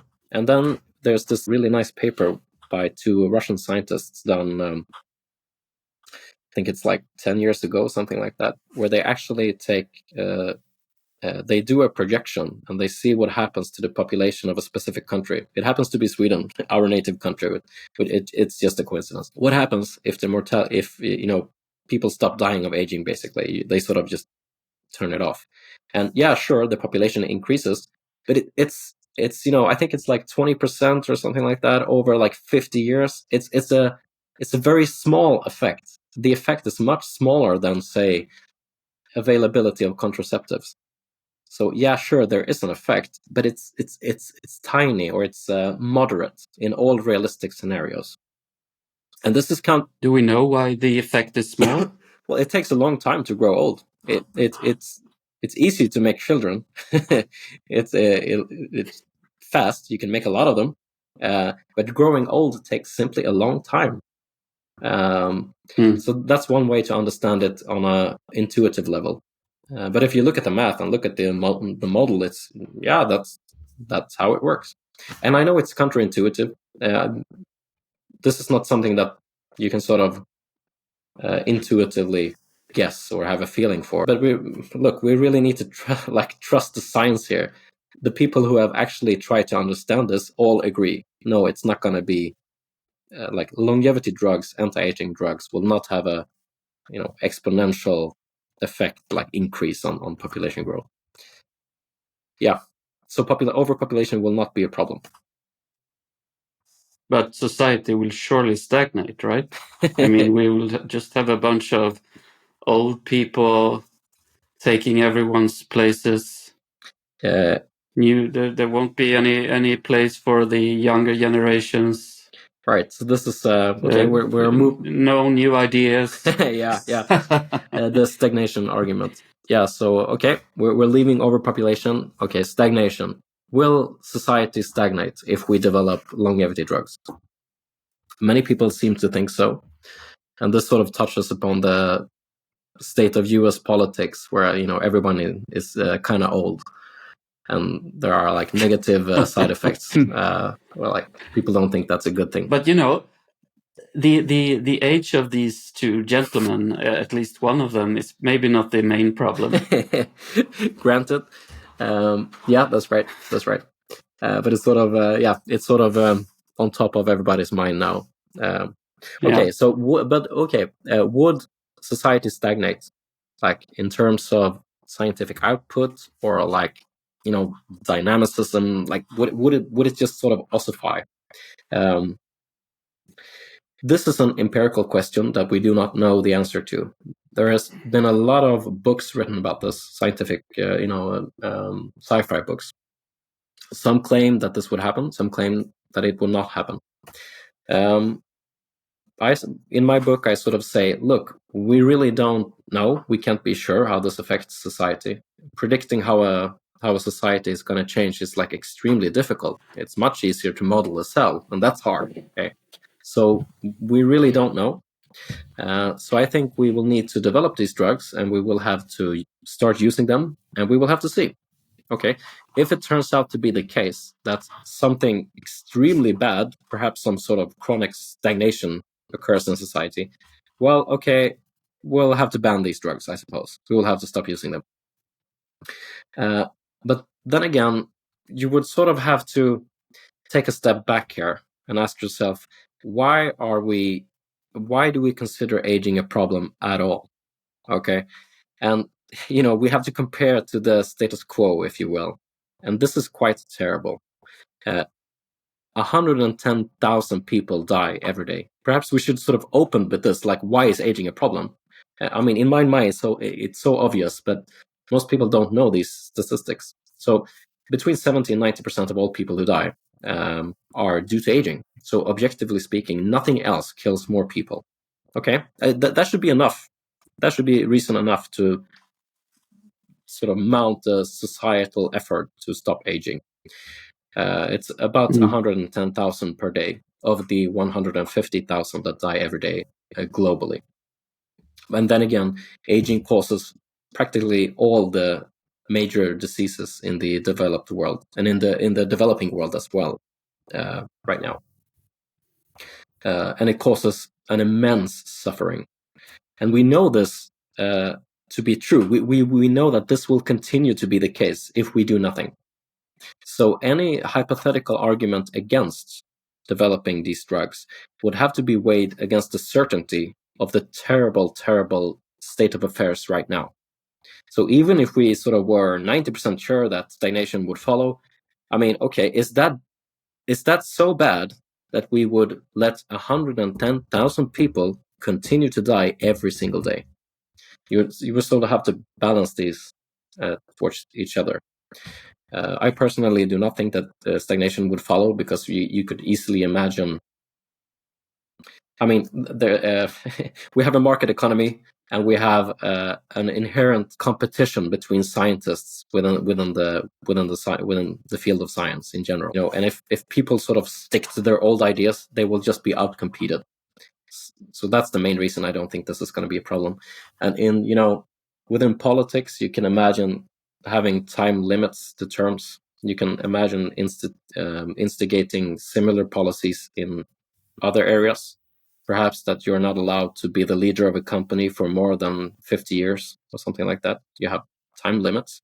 I mean, it's possible to imagine political and policy reforms that would address stagnation. And I think we should first, we don't know if it's going to be a problem. If it is a problem, let's try to solve the problem, and not letting the solution number one should not be to kill 110,000 people every day. That should be like not solution plan A. Okay. So I've been thinking about that number. We say it every time we're talking about this, and I think that people, they hear it and they have no visceral reaction whatsoever to that number. It's so astonishing. It's so big. It's like, I don't know, it's like 39/11s. Yeah, you can't see the forest for all the trees. It's sort of like, it's hard to conceptualize how big and how extremely bad this is. Yeah, I think you have a good point here. It took a while for me to really internalize what Aubrey Gray used to say, that if we solve aging and we do it one day earlier than we thought we could, we would save 100,000 lives. And it's really weird to think about it that way, but it's also actually really true. It is. I have to confess, I've been fighting. I hold this to be true, and I've been holding this to be true for like 10 years, and I've been fighting, like, it's a Sunday. Why aren't I working on the problem of aging? I could save 100,000 people if I just shortened that time with one day. So I've been feeling quite bad in certain periods of my life. But then again, like, you have to be practical about things, and you have to be sort of design your everyday life so that you can continues, so you can sort of function over time. But this is objectively true. There is another answer as well, and that is like, what do you mean by progress? I mean, the progress I want to see and experience is not aging and dying. I mean, if we can deliver that, then I don't care if the progress in other fields go a little slower. Yeah, good point. Or actually, if I could, myself and everyone around me that I love, could have health and youth and life, I could live on the technological level of the 1950s, I would pick that. I mean, so isn't this not the measure of progress, really, that we are healthy and alive? I totally agree. Totally agree. And yeah, to reiterate, we don't even know if stagnation would follow. I think it's an ageist assumption, really, because I mean, if you look at societies with the highest life expectancy, they're also the most progressive societies in the world. Yeah, that might be so. Mm. I mean, you can Denmark, Sweden, Japan, and so on. Yeah, that's true. That's true. I tend to not sort of. This is pure speculation now, when we're guessing how this would work out. You can sort of make a narrative that stagnation would occur, and you can make a narrative that it would not occur, and it would sort of sound reasonable. I think in the end, it's an empirical question, and we would have to just test it.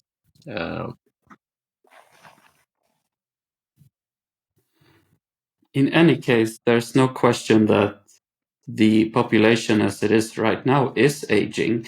That's because while we haven't solved chronic disease, we haven't solved aging. We've been pretty good at keeping people alive with chronic diseases. And this is costing society and nations and individuals a lot of money, and it's causing a lot of pain. This should be like a slam dunk for reform. Because it's also not hard to see that if you could postpone aging or chronic disease for just a year, you would save a lot of money, right? These are numbers that when you throw them around, people don't believe them, but there's actually papers in, I think, Nature about this. I know the paper. Linus, why? I think I know the paper you're referring to. Why is this so hard? Yeah. Why is this so hard for politicians around the world to get their head around? Why is this not a bigger question? Because the economy will suffer immensely if we keep the status quo, right? I mean, yeah. So the economic value of extending the sort of healthy lifespan of the population is immense. I mean, it's the best policy you could ever hope to instigate. I mean, it's just everything else pales in comparison. The paper you were referring to right now, the Nature papers, I think the title is "The Economic Value of Targeting Aging."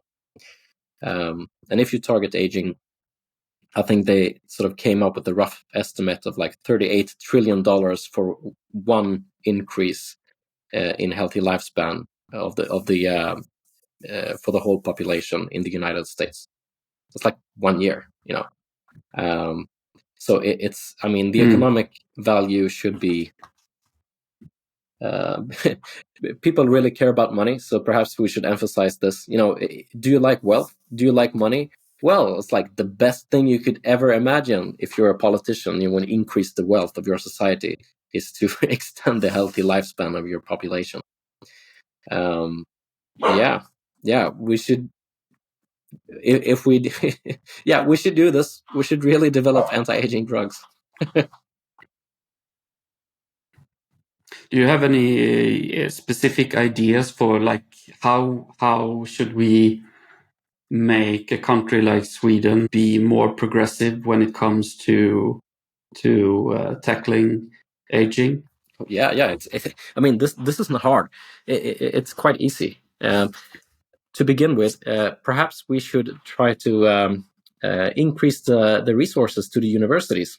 Okay, we have, I don't know, about a dozen scientists today in Sweden who are actually really working hard, like PIs, like primary investigators, who are working on like relevant aging stuff. They should, I mean, heck, give them a lot more money.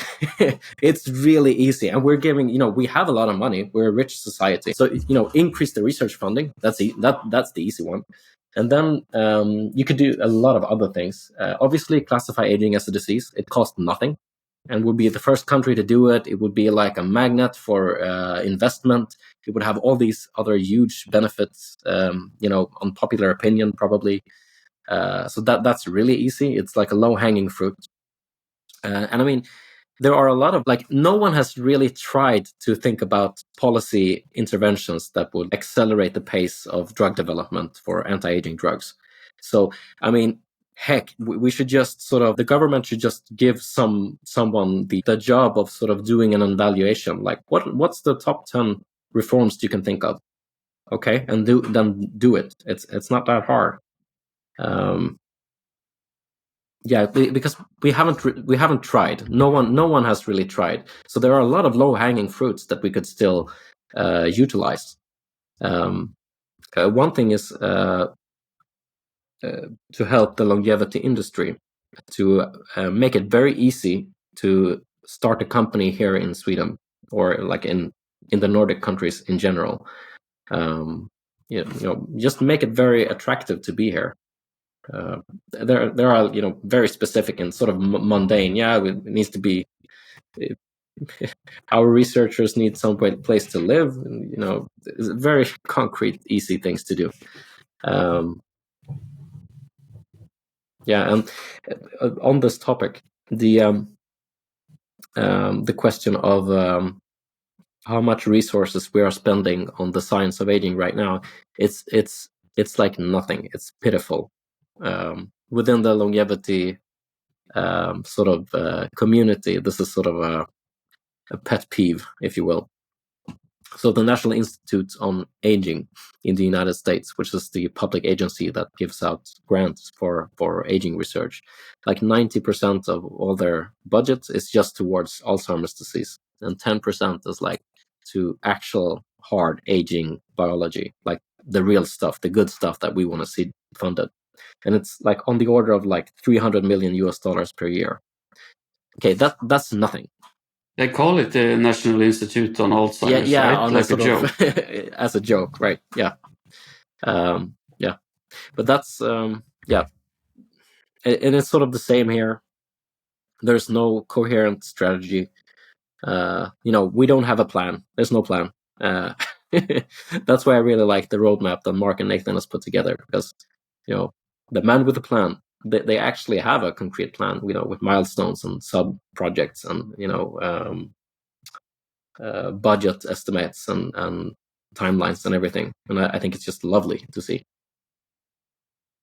Yeah, in one way, we're just at the beginning of this journey, right? We have your book coming out now with it's called Drugs Against Aging, and you're the co-founder of the Swedish Longevity Cluster. It just started last year, I think.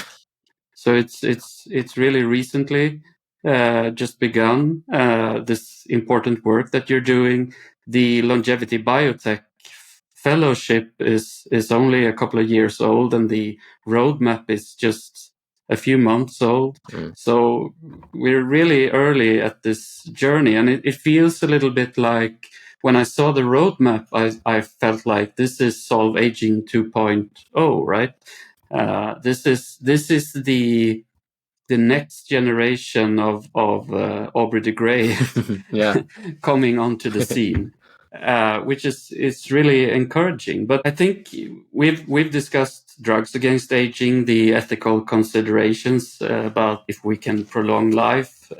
We've discussed a lot of things today, but I think the conversation has to continue. Where can people find you if they want to? Because I have to say a thing about Linus. If you haven't heard of him before, if you come across longevity in Sweden, you will probably stumble upon Linus sooner or later.